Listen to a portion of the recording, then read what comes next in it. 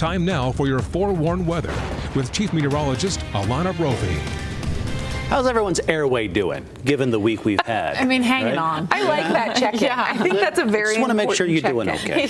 Yeah, I feel like, you start to feel it in your sinuses, your eyes, and your throat kind of get, The inversion conditions, friends, we want them to go, but this isn't going to be a clean break. But did you see there were some counties in the green tonight? Yeah, amazing. That's huge. Incredible. Cache Valley to Willow County, that's really big. So areas that had shallower inversion, they've seen some clearing, which I'm here for, especially as we head into the weekend. Let's go ahead and talk about the fog that we started the day with. You probably saw that in different portions of the Wasatch Front. This video is from West Valley. I think it's stellar. It tells the fog story because this was dense fog. You lose visibility, and then at about 1:30, it starts to lift.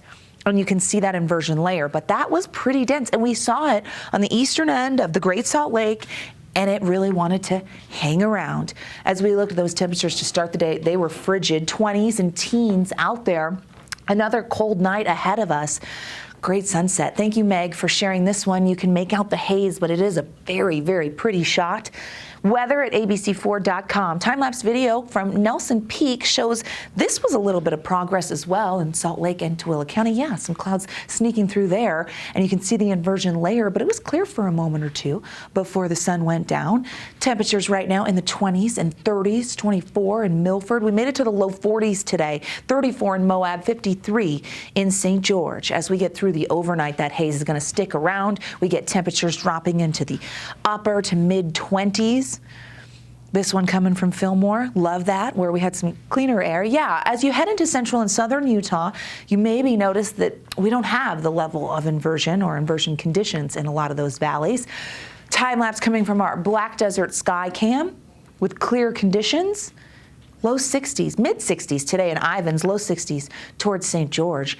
As we look at the satellite radar, it shows that cooler air aloft. It's a northerly flow, and a system moved to the east of us that had Arctic air with it, and some of that spilled over into the Beehive State, which is okay. We look towards the high pressure that's near the Pacific Northwest. But this spillover messes with that warm layer of air above our valley inversion, which is helpful. It means that we have a weaker setup and we can kind of chip away at things. Looking back at the work week, we took the peak particulate matter from each day, and you see on Monday we were in the moderate category, but as we made it through Tuesday, Wednesday, and today, at some point during the day in Salt Lake, we hit that unhealthy for sensitive groups category, and that is something that is possible as we head into tomorrow. But with that cooler air, we dropped the inversion level a little bit here from 7,000 to about 5,500 feet. The bench is still dealing with it, but we were seeing a lot more particulate matter in our mountain valleys. Some lingers tonight. So the air quality forecast for tomorrow has been updated, meaning that moderate air is expected in Utah and Davis County throughout the day today. DEQ is still calling for unhealthy air for sensitive groups, but that only holds on now in Salt Lake County heading into our Saturday. That's progress. We do see moderate air through the rest of northern Utah.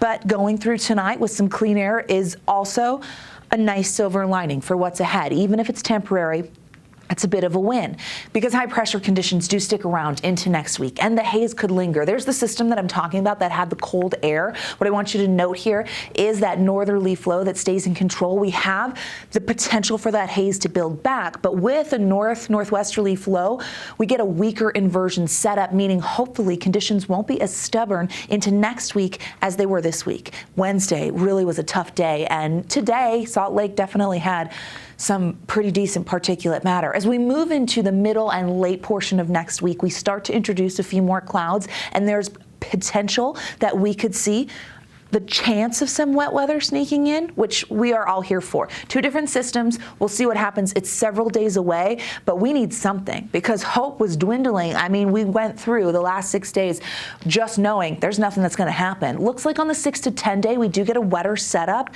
this 22nd through the 26th, but above average warmth sticks around during that long range time period, meaning precipitation type with those storms could be right there on the fence. I know, it's a lot.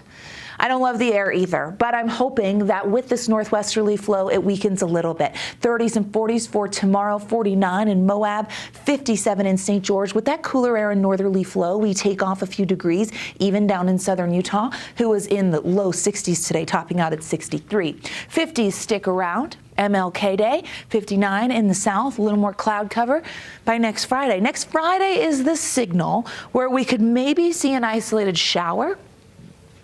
We need something on the 7-day, folks. We have MLK Day where we could see some hazy sunshine, but at this point, we're not anticipating the thick haze that we saw. We could see it set up again. Listen, it's never a sure bet. We have to see what happens, but I do think this northerly flow is promising.